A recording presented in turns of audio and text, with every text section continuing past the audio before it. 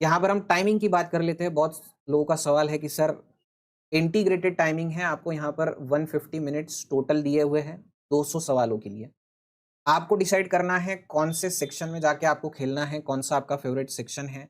Abstract reasoning करना है, logical reasoning करना है, क्वांट करना है या इंग्लिश करना है, ये आपको डिसाइड करना है। 5 ऑप्शंस रहेंगे हर एक सवाल के लिए। यहाँ पे सेक्शनल टाइम लिमिट नहीं है, 150 मिनट में पूरा गेम आपको खेलना है। नेगेटिव मार्किंग नहीं है, बहुत लोगों को लगता है ये सर नेगेटिव मार्किंग नहीं है, कितना बढ़िया है, ठीक है। अब जब आप मॉक टेस्ट दे रहे हो ना, तो इसमें आपको जितने सवाल आते हैं ना उतने ही दो। ये जो तुक्का आपको मारना है ये आप आपके फाइनल एग्जाम में उसको खेलना है, ठीक है, अभी नहीं खेलना है, क्योंकि हमको प्रॉपर अभी एनालिसिस करना है सवालों का। हमको आता कितना है ये समझ में आना बहुत जरूरी है। हमको कितना आता है, हमको कितना नहीं आता है, ये दोनों चीजें हमको क्लियर होनी चाहिए। तो अगर आप जैसे निगेटिव मार्किंग नहीं है, मॉक्स में भी तुक्के लगा रहे हो, तो आपको समझ में नहीं आएगा, क्योंकि उन तुक्कों में कुछ आपके सही हो जाएंगे, तो उसमें आपको समझ में नहीं आएगा कि आपका प्रिपरेशन कितने लेवल तक हुआ है। तो अभी जब आप यहाँ पे मॉक टेस्ट दे रहे हो, तो जितना आता है उतना ही आपको यहाँ पे सवालों के आंसर देने हैं। अब निगेटिव मार्किंग का यहाँ पे और एक चीज़ है कि स्टूडेंट लोगों को लगता है कि सर निगेटिव मार्किंग नहीं है, बहुत बढ़िया है, तो बहुत ईजी एग्जाम है। सही है, एग्जाम ईजी ही है, लेकिन इन लोगों ने क्या किया है कि निगेटिव मार्किंग तो निकाल दिया है, लेकिन पेपर का लेंथ काफ़ी ज़्यादा बढ़ा दिया है। तो जैसे मैं अक्सर सेशंस में भी कहता हूँ कि आपको रीडिंग फास्ट रखना है, आपका रीडिंग आपको फास्ट रखना है।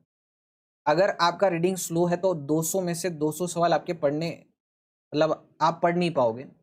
तो आपको आपका आपका जो रीडिंग स्पीड है वो फास्ट रखना पड़ेगा। अभी से आदत लगाओ फास्ट पढ़ने की, समझने की।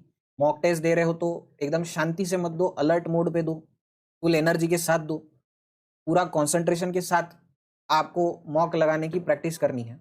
जोर लगा के इंग्लिश पढ़ने की कोशिश करो, पूरा पेपर आपके क्वांट, रीजनिंग, इंग्लिश तीनों यहाँ पे जो सवाल हैं मीडियम इंग्लिश है। तो इन चीज़ों को आपको माइंड में लेके चलना है। अब यहाँ पे टाइमिंग कितना देना चाहिए, कौन सा सेक्शन आपको पहले लेना चाहिए, तो यहाँ पे हम बात करते, देखो जैसे मैंने आपको कहा है कि आपका जो स्ट्रॉन्ग सेक्शन आपको लगता है वहां से शुरू करो।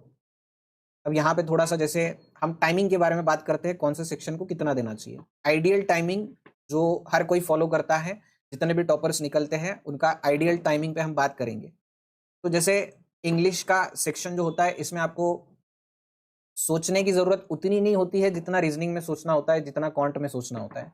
इंग्लिश सेक्शन में आपको जस्ट पढ़ना है और पढ़ के डिसीजन लेना है, बस इतना सिंपल है। आपको पढ़ना है, पढ़ते पढ़ते अगर अंडरस्टैंडिंग हो गई आप आंसर दे सकते हो। तो यहाँ पे उतना सोचना नहीं पड़ता जितना आप रीजनिंग में सोचते हो।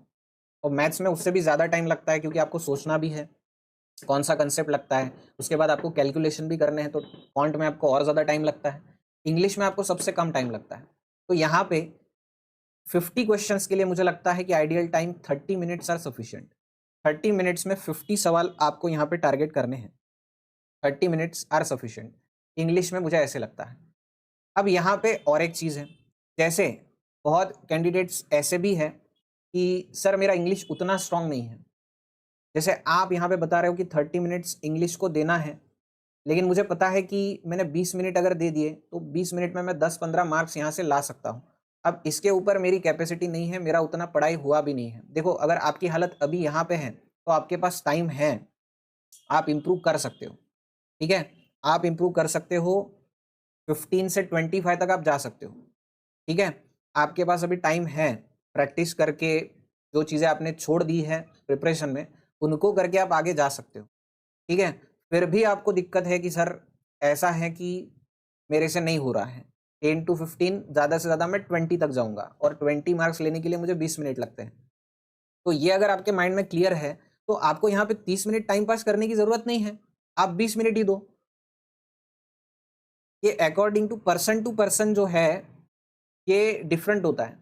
पर्सन टू पर्सन ये डिफरेंट होता है, ठीक है।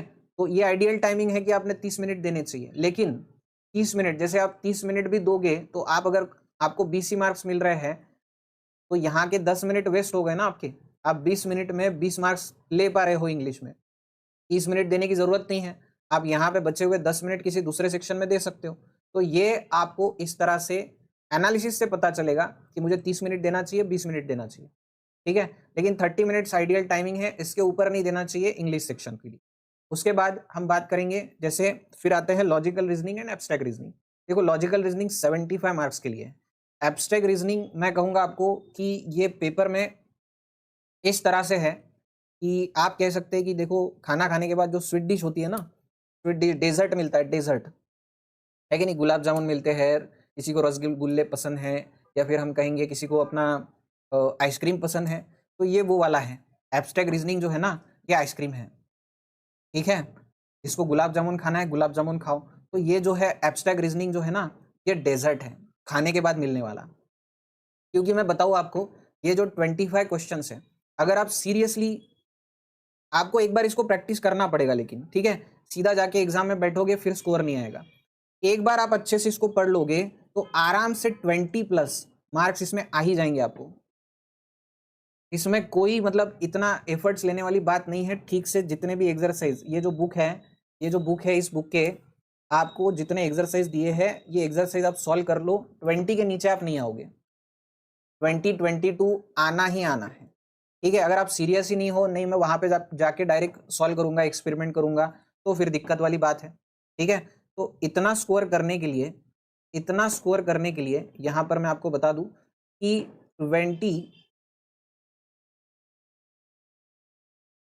15 to 20 minutes are sufficient. Abstract reasoning को सॉल्व करने के लिए 15 से 20 मिनट इतने सफिशिएंट है, इससे ज्यादा आपको देने की जरूरत नहीं है। उसके बाद एलआर की बात करते हैं। देखो यहाँ पे बहुत सारी चीजें हैं, ये 75 मार्क्स के लिए, बहुत सारे टॉपिक्स है, पजल्स है, सेटिंग अरेंजमेंट है, टाइम लगता है, मार्क्स ज्यादा है। आप इस सेक्शन से बहुत सारे मार्क्स गेन कर सकते हो। जैसे यहाँ पे देख लो, ये 25 में से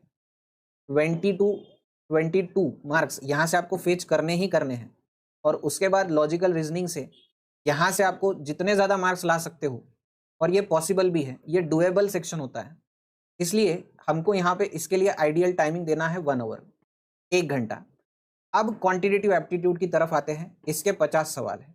अब इसमें बहुत सारी चीजें, देखो 50 सवाल है, लेकिन क्वांटिटेटिव एप्टीट्यूड का जो सवाल होता है, आपको पहले उसको पढ़ना है, समझना है, समझने के बाद क्या कंसेप्ट लगता है वो लगाओ, फॉर्मूला लगाओ, वो लिखो, एक्सप्रेशन बनेगा उसको सॉल्व करो स्टेप बाय स्टेप।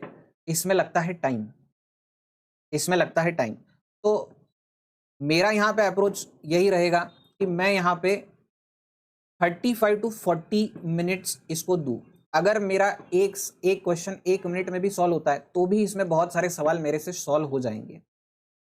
अब मान के चलो 40 में से आपने एक सवाल को 2 मिनट दिया, देना नहीं चाहिए, लेकिन आप बात सुनो, अगर आपने यहाँ पर एक सवाल को 2 मिनट भी लगाए, तो भी आपके 20 सवाल सॉल्व होंगे। ये ऐसा है, ये आपको इतना प्लान करके फोकस रह के आपको क्वेश्चन को सॉल्व करना है, सेक्शन को इस तरह से देखना है। तो यहाँ पे 30 minutes ideal timing, 15 to 20 minutes यहाँ पे चले गए, 1 आवर यहाँ पे चला गया, 35 to 40 मिनट्स यहाँ पे चले गए, टोटल मिला के 150 मिनट्स जो है, इस तरह से आपका आइडियल टाइमिंग सेक्शन वाइज होना चाहिए। अब इसमें सबसे पहले क्या सॉल्व करना चाहिए, ये मैं आप पे छोड़ूंगा। आपका जो सबसे बेस्ट है वहां से शुरू करो। और इसमें सबसे इंपॉर्टेंट मैं आपसे कहना चाहता हूं कि यहाँ पर आपके पूरे पेपर में मिनिमम 2 राउंड्स लगने चाहिए, 2 राउंड लगने चाहिए। पहले राउंड में जो ऐसे सवाल है, देखते ही समझ में आ रहा है कि इसका आंसर ये है, इसका आंसर ये है, तो फटाफट पहले वो सॉल्व कर लो आप। और फिर दूसरे राउंड में आपको वहां पे जिनमें डाउट है, जो आपको लिख के सॉल्व करने पड़ेंगे, जिनमें टाइम लगता है, उनको आप बाद में सॉल्व करेंगे, ठीक है। तो मैं यूट्यूब पे एक ये भी डाल दूंगा, एक क्लिप डाल दूंगा, जिसमें हम सेक्शन वाइज देखेंगे कि कौन से टॉपिक आपने पहले सॉल्व करने चाहिए, कौन से टॉपिक बाद में सॉल्व करने चाहिए। अभी उस पर बात नहीं करेंगे।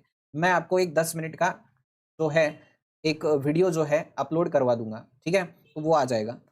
ओके, इस तरह से अप्रोच आपका होना चाहिए। Minimum every section 2 rounds are important. तो पहले राउंड में हम क्या करेंगे, जितने भी फटाफट सॉल्व होते हैं, देखते ही समझ में आ रहा है इसमें ऐसे करना है, इसको ऐसे करना है, ये फॉर्मूला लगेगा, देखते ही समझ में आ रहा है कि करना क्या है, ऐसे सवाल फटाफट सॉल्व कर लेंगे। जो लेंदी सवाल है उसको बाद में सॉल्व करेंगे। सेकंड राउंड में मिनिमम 2 राउंड्स पूरे पेपर के लगने चाहिए, ठीक है। ये इंपॉर्टेंट है, इस तरह से स्ट्रेटेजी है। होप आप सब लोगों ने नोट कर लिया है।